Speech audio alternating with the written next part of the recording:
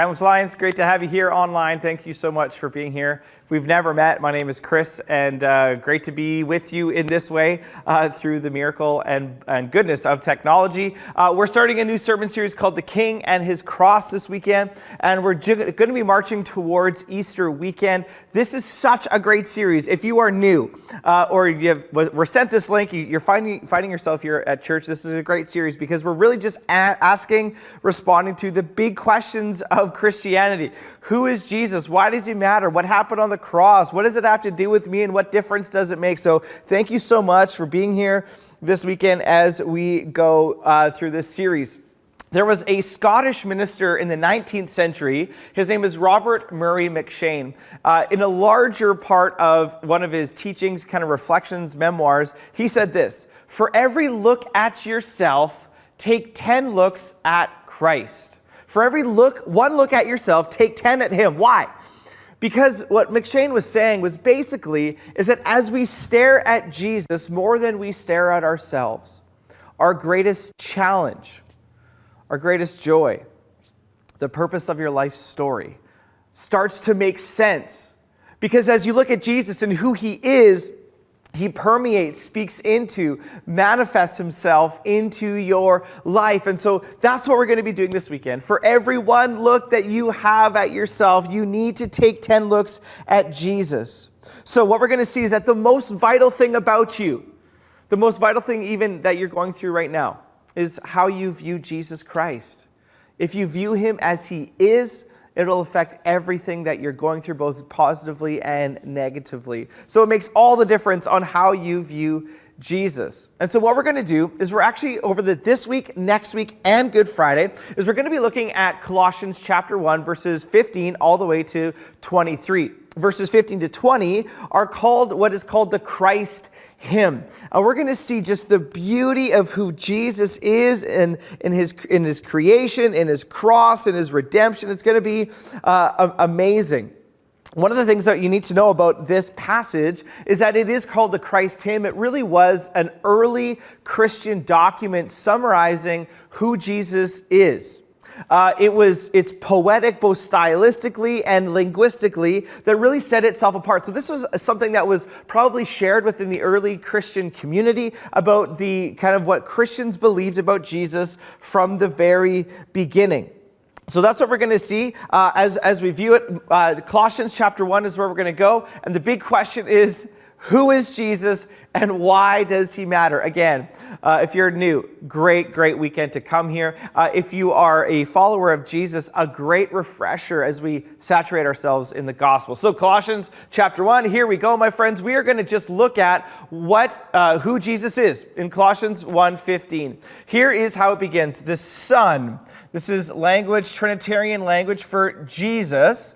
Jesus is the image of the invisible God. In the original language, the word is icon, or where we get our word icon. All right, and there's two meanings of the word image. That Jesus is the image of the invisible God. The God that you cannot see has come into being in Jesus Christ. There's two meanings of this. The first one is representation.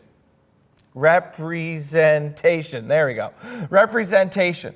That Jesus is a representation of the invisible God. What you need to think about here is on the Canadian quarter, who's on the Canadian quarter but Queen Elizabeth. That is a representation of the real Queen Elizabeth. And so in this way, Paul is saying that Jesus is a representation, the exact imprint of the invisible God. The author of Hebrews says it this way: the Son is a radiance of God's glory and what? The exact representation of his being. Jesus is a radiance of God's glory and the exact representation of his being. So the first way is representation. The second is manifestation.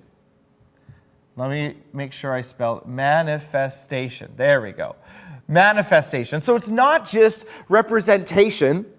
in the sense of, the quarter representing Queen Elizabeth, it's actually a manifestation that the presence of the invisible God is known through Jesus Christ. So it's more than just a symbol. It brought the actual presence of the object. And so this is how John, in his gospel, talks about manifestation. This is in the prologue or the beginning of John's gospel. It says, "No one has ever seen God, but the one and only Son, who is himself God." The Son, Jesus, is himself God and is in closest relationship with the Father. He has what? Made him known. This phrase, "made him known," in the original language is where we get our word exegesis. You're like, we are in the deep end. Yes, we are, folks. Exegesis, that Jesus has exegeted the Father. And what exegesis means is bringing all of the meaning out of the Father. Jesus brings it out. And so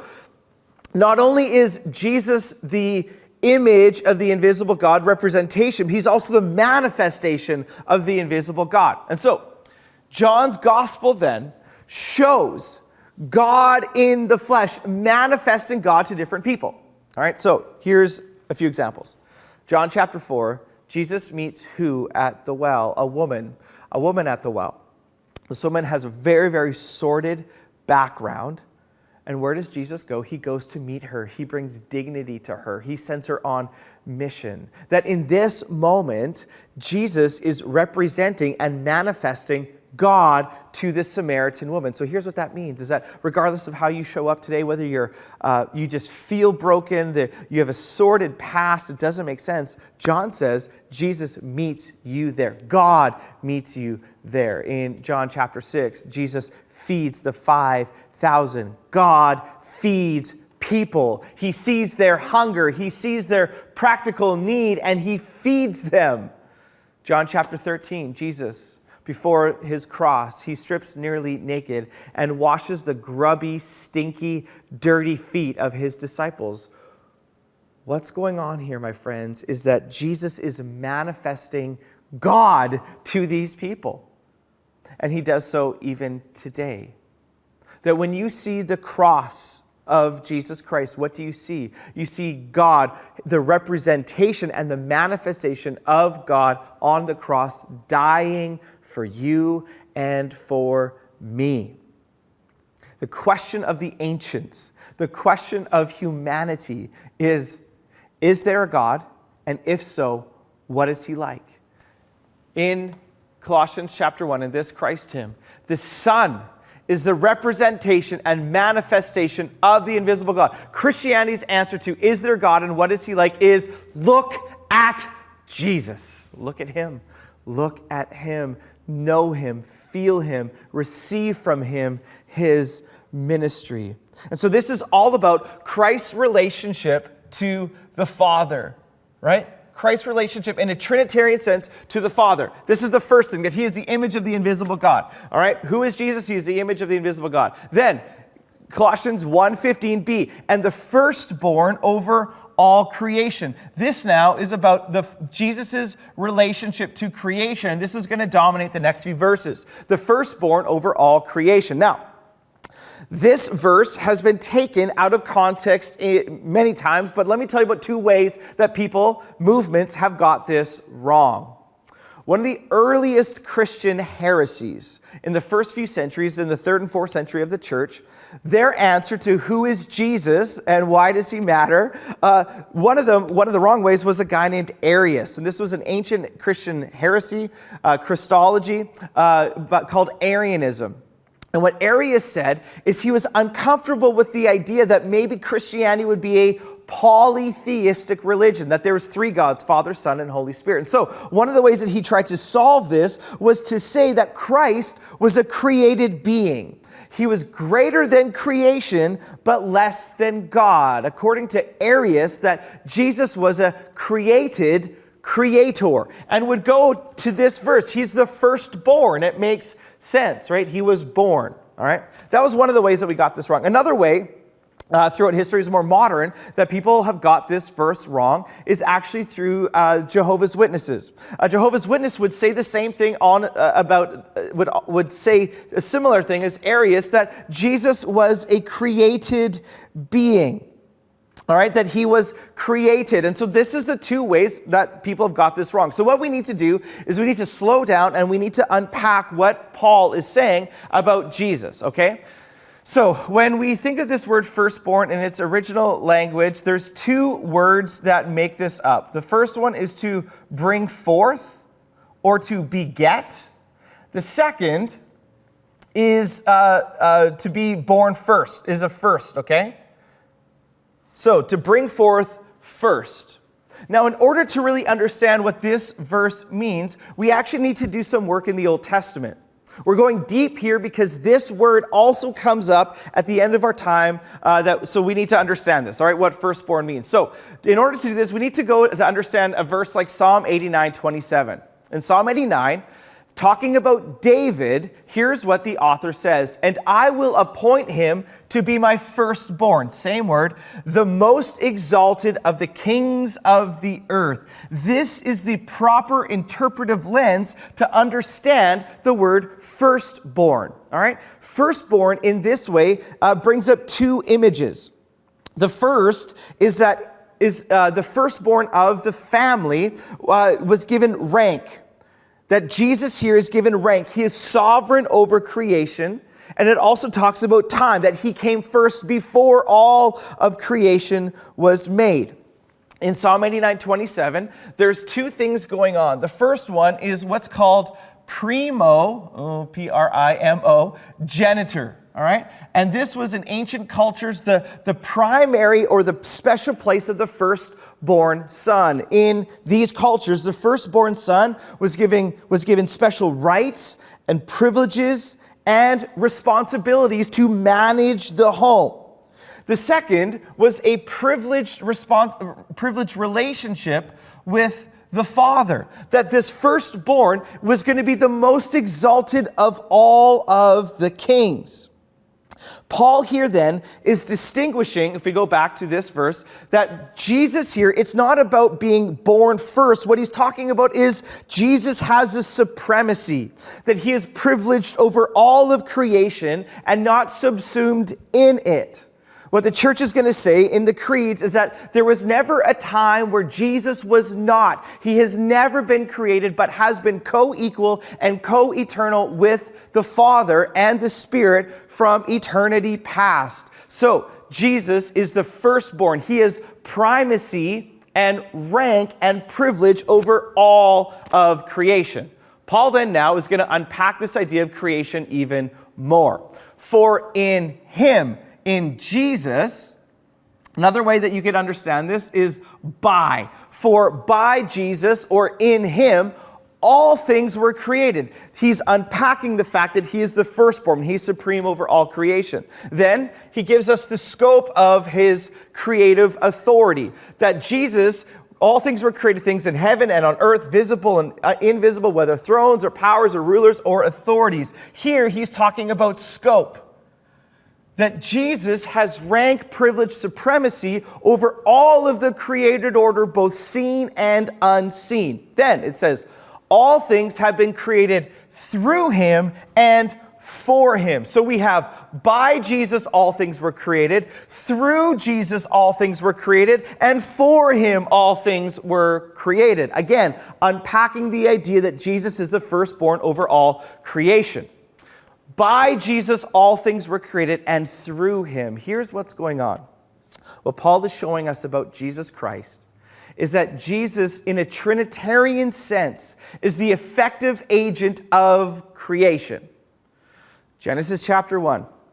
In the beginning was the Word, and the Word was with God, and the Word was God. You see the Father and the Word, all right, who is Jesus, at the creation moment in Genesis chapter 1. The Father is the architect of creation. The plans of creation are the Father's. Jesus here in Paul is that through Jesus, all things have been created, that he is the effective agent. If the Father is the architect, Jesus is the assembler of all of creation. And because of that, he is supreme over creation. It is by Jesus this is happening. It is through his power that it is happening, and for him. This word can also be understood unto him or to him. That all of creation is bowing at Jesus' feet, pointing to him. That everything, all of creation, is towards who Jesus Christ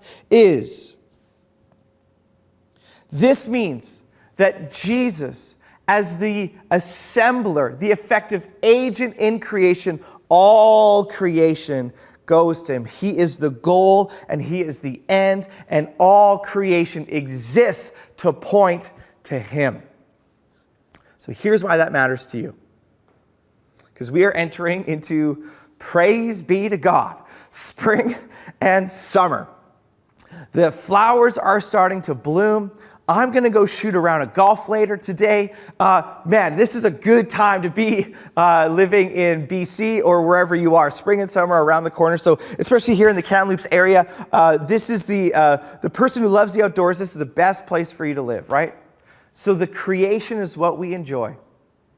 Creation, when you go to Sun Peaks, maybe for a last spring day of skiing, and the sun is there, and it's kind of warmed up the snow, and there's enough snow, and you just love it. Or for those of you who love to fish, and you go out, and it's early, and the birds are calling, and the mist is coming off the lake, and the fish are actually biting, and you just look around, and you cannot believe it. It's a hike at McKenna Cartwright Park when the sun is going down. It's teeing off at Tobiano, all right?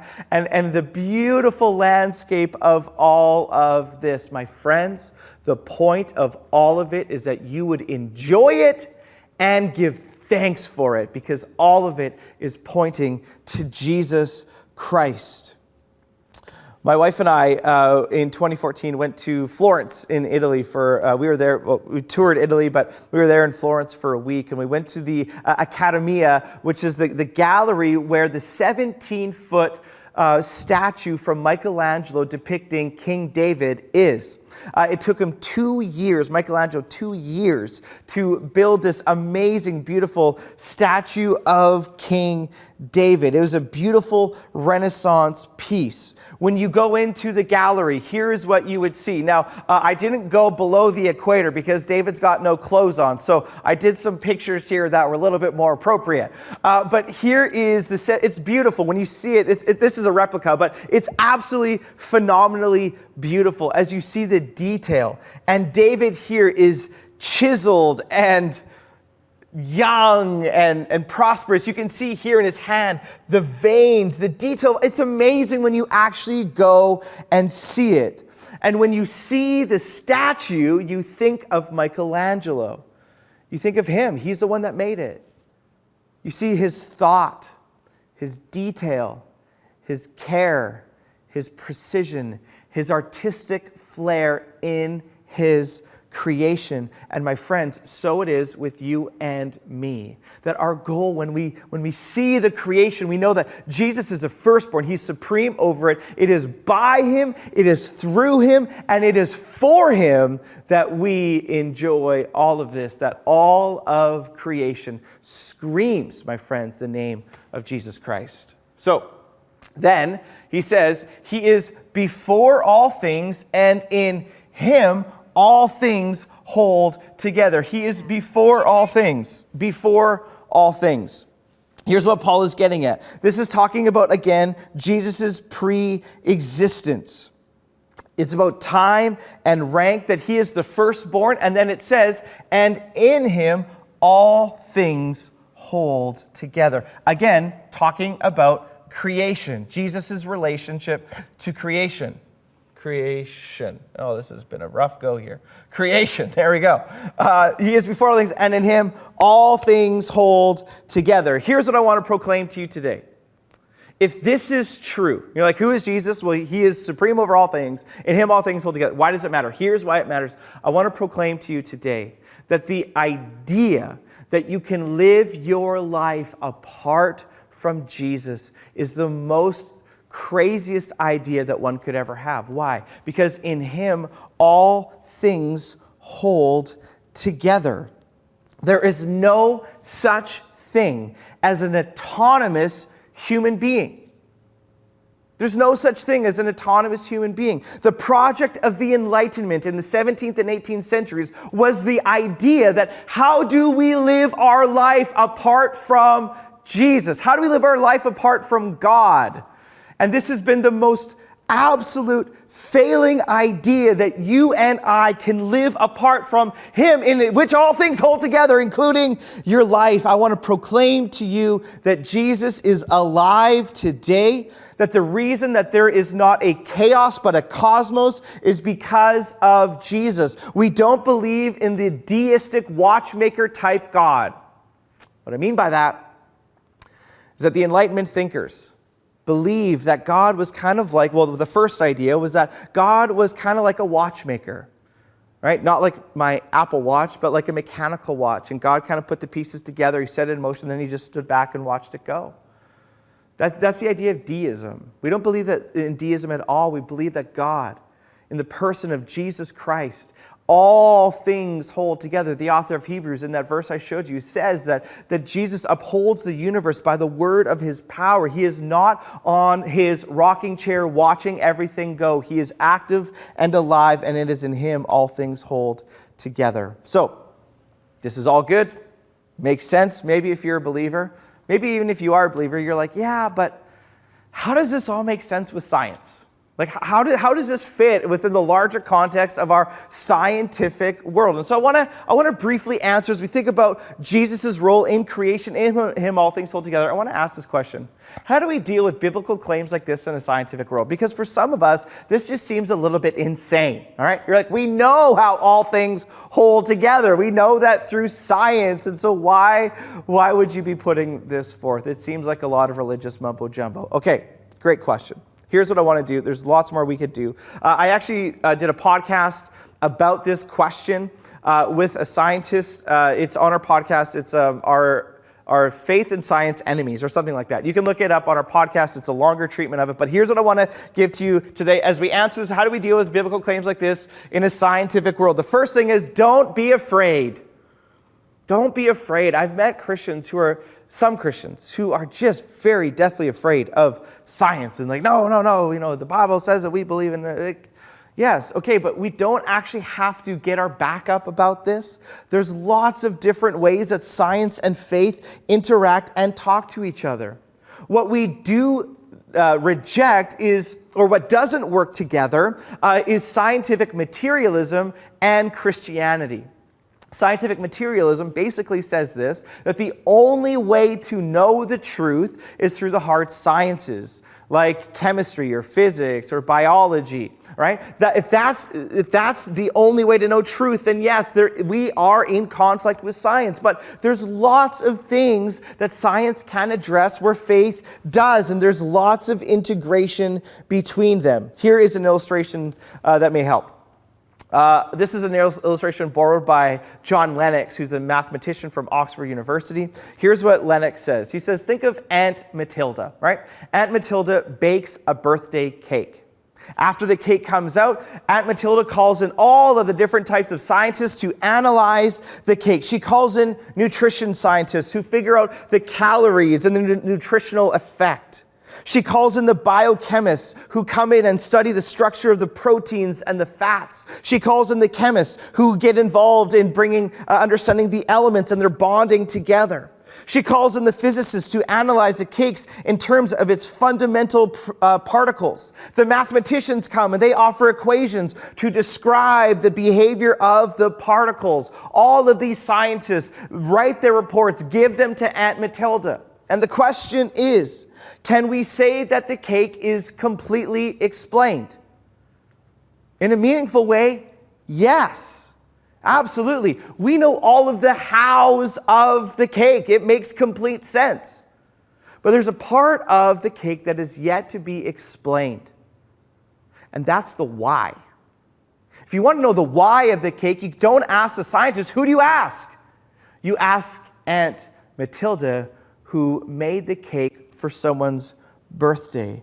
My friends, this is a great way that science and faith can interact together very well. So my first point is, how do we deal with it? Don't be afraid. There's lots of integration. Number two is we got to ask some big questions. How do we deal with scientific claims and biblical claims like this? They seem to be in contrast. Second thing is we need to ask big philosophical questions, all right, about the first cause. Why is there something rather than nothing? That is not a scientific question. That's a question within the realm of philosophy called metaphysics. And when we get to that question, we don't go to science, we go to other ways of understanding the world like faith and religion. The question of the world is, why is there something rather than nothing? Alan Sandage was a well-known scientist, the father of modern astronomy. He discovered quasars and was the winner of the Crawford Prize, which was astronomy's equivalent of the Nobel Prize. I believe he was awarded that in 1991. Here's what Sandage says. He says, I find it quite improbable that such order came out of chaos. There has to be some organizing principle. God to me is a mystery, so he may not claim the same type of faith that you and I. He says it's a mystery, but listen, but is the explanation of the miracle of existence. Here's the question, why is there something rather than nothing? Again, this is not a scientific question, it's a philosophical question. And so for us as Christians, we say, why is there something rather than nothing? Because God in creation made the world as we see it. There's actually, that's the second thing. The third thing I would say is there's actually maybe some reason to believe that there is an intelligent designer in the universe. He says, Sandage says, it's improbable that such order, when we talk about order, we talk about something called intelligent design. This is a growing movement within at least theistic scientific communities. It's called intelligent design, or the ID framework. What the intelligent designers say is that the world has been created for human life. So finely tuned that if any one of these dials, I believe they say there's 13, if any one of these dials was off by even just one click, that human life would not be possible. So we have to ask, why is the world designed like this? Is it out of necessity? Is it out of chance? Or is it out of design? So for me as a Christian, I say, no. There is a mind behind creation. The way that our world works, the way that it is designed is because of a divine mind, God in his perfect design for us.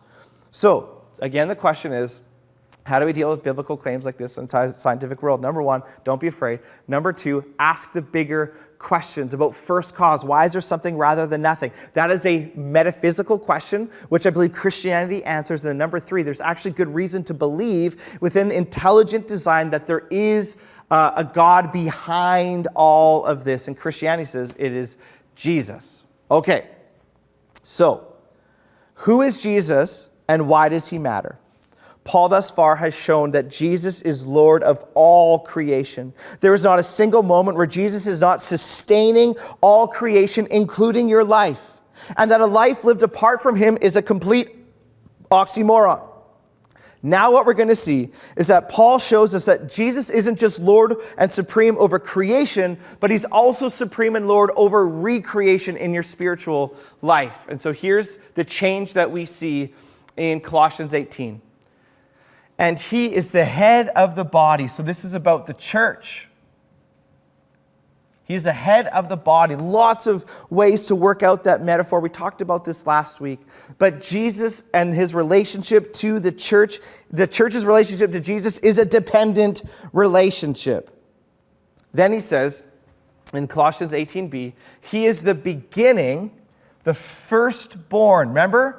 This is why we did all this work. The firstborn from what? The dead. the dead. He is the beginning, the firstborn. The firstborn is actually defining what the beginning is. He is, of all creation, he is the one who has always been, the firstborn from among the dead. Again, firstborn here, hearkening back to Psalm 89, that Jesus here is supreme. Not just supreme over creation, but now he's supreme over death itself. That Jesus here has rank, responsibility, and supremacy over sin and death. That death is a consequence of sin. That you and I live in a broken world and are sinners ourselves. Jesus now, who is Lord of all creation, he enters this world of sinners, enduring our punishment and rising victoriously. So now in Jesus Christ, there is a new order of existence, a new creation. It is a resurrection existence. It is an after-death existence that is guaranteed by the fact that Jesus, who died as all of us die, rose again and redeems all who trust in his name. That Jesus just isn't the firstborn over creation. No. He is the firstborn. He has rank and supremacy over sin, evil, and death itself. Who is Jesus and why does he matter? He matters, my friends, because he knows what it's like to be a human being. And yet, unlike you, did not sin. And he goes to the cross in which we deserve for the punishment of our sin. Dies in our place. Goes to the grave. And on the third day, rises again so that Paul's able to say he has supremacy over death. Over all of the evil and all of the consequence of sin and destruction. So the Lord whom you are redeemed by is none other than the one that you were created by. You owe him your very life, both in your creation, your existence, and in your redemption. This, my friends, is the hope of Jesus Christ, that he is the firstborn from among the dead, supreme over all of creation, and supreme over sin, evil, and death. So what? Here's how Paul ends it. So what? So that in everything he might be preeminent. The other word you can understand is that he will have the supremacy, the firstborn privilege, the rank, the responsibility, all goes to him. The one who is glorious became a baby, became murdered, and rose again. And the reason he is glorious is because of that story. That he is the top rank. He has the most dignity, the most supremacy, and he is notable above all others. So just as creation depends on him for existence and order, redemption also depends on him, and he is the primary figure in it. I don't know if any of you watched the Oscars last Sunday night. You know, we are not, I am not like an Oscars person. I don't watch a whole lot of movies myself. But we did watch the Oscars and we saw the slap, all right? You know, Will Smith and Chris Rock. Anyway, I won't get into it. But what's the Oscars all about? The Oscars are all about giving honor to the person who's the best. Who's the best actor? Who's the best, soundtrack? Who's the best... all of these things, right? We just saw the Olympics. What's the Olympics all about? The best athletes, the highest rank athletes competing against each other. And at the end, they stand there and they get their gold medal and they play the anthem of the country who that person is from. My friends, what Paul is saying is that Jesus is the best at what really counts, more than a bobsled and more than a movie, that Jesus occupies the place at the top, that he has the supremacy over all living things, creation, sin, and death itself. So, if this is true, if this is who Jesus is, and I believe this is who Jesus is, but you may not, that's fair. I'll leave with you two things. If this is who Jesus is, number one, the world is ultimately about Jesus Christ. It's ultimately about him. All of creation, both the sunset and your very life, are for him, are by him, and are through him. That as a sunset is a pointer to the supremacy of Jesus, so your life should be also. That the world is ultimately about Jesus. So here's what that means. And I say this gently. The world is not about you. You do not have the supremacy over all of creation, over sin, and over death itself. Now, my friends, you are loved, you are sought after, you are bought at a price. But in comparison to him, you are a candle next to the sun and a piece of gravel in the Grand Canyon. The world is ultimately about Jesus. And so for some, it's like, oh man, like, no, but I want the world to be like my whole existence screams that the world is all about me. No, that's your sin thinking, convincing you that the world is about you. It's not, it's about Jesus. But in that thought, you maybe think, well, that doesn't make me feel good. But no, you've missed it. This actually is the best news you could ever have. Because Jesus, the world is ultimately about Jesus. If this is who he is, supreme over all things, and yet has died for you, how much more loved and beautiful are you? You know, as human beings, we're always looking for affirmation from people. We look for affirmation online, right? With that like, oh, I like what that person said, or I'm going to share what that person said. We look for affirmation in our relationships, and a lot of that is a good thing. It's how we're wired. But my friends, the greatest affirmation that you could ever receive is this truth, that the world is all about Jesus Christ, and he is the one who knows you, who loves you, and has died for you. More than any social media likes, more than any I love you and you're the best at what you do from any human being, the voice of God, the representation and the manifestation of God in Jesus Christ comes to you today and proclaims to you that you are worthy, that you are loved, that you are pursued, that you are bought, and that you are died for. This is the best news, that the world is not about you, but all about Jesus Christ. Secondly, the human story is fulfilled in Jesus Christ. The question is, what is the world all about? The world is all about him. The goal and the point and the end of all of life is Jesus. And if this is true, life without him simply doesn't make sense.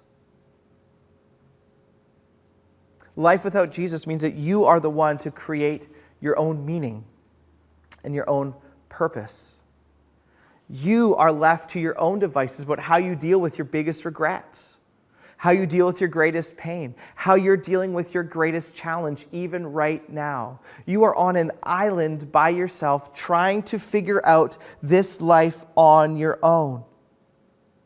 If we don't have God in our life, all of the greatest things of our life, both in love and in service, are ultimately insignificant because they end with us. But if we follow Jesus, there's ultimate significance to our life. My friends, a self-defined human is not possible because a human experience, a human story is fulfilled in him. And as I think about and read the manifestation of Jesus in the Gospels, you need to read that. That it's his ministry given to us through the Spirit now, in which we know, feel, experience, and believe that Jesus is who he says he is. Who is Jesus and why does he matter? He is supreme over all things, and he matters because he is the one who brings fulfillment to your life. I want to give you a little bit of homework this week, my friends. I want to encourage you to memorize these 5 verses in Colossians chapter 1. As I've been studying this has been a balm for my soul. It's been encouraging for me as I walk through my week, and I am going to memorize these 5 verses in Colossians. So here's the 5 verses I want you to memorize. I'll read them to you, and you can start this week. In Colossians 1:15-20, here's what it says. The Son is the image of the invisible God, the firstborn over all creation. For in him all things were created, things in heaven and on earth, visible and invisible, whether thrones or powers or rulers or authorities, all things have been created through him and for him. He is before all things, and in him all things hold together. And he is head of the body, the church. He is the beginning and the firstborn from among the dead, so that in everything he might have the supremacy. Next week, we're going to look at these two verses. For God was pleased to have all his fullness dwell in him, and through him to reconcile all things, whether things on earth or things in heaven, by making peace through his blood shed on the cross. My friends, do the work to memorize these 5 verses. You will be better for it.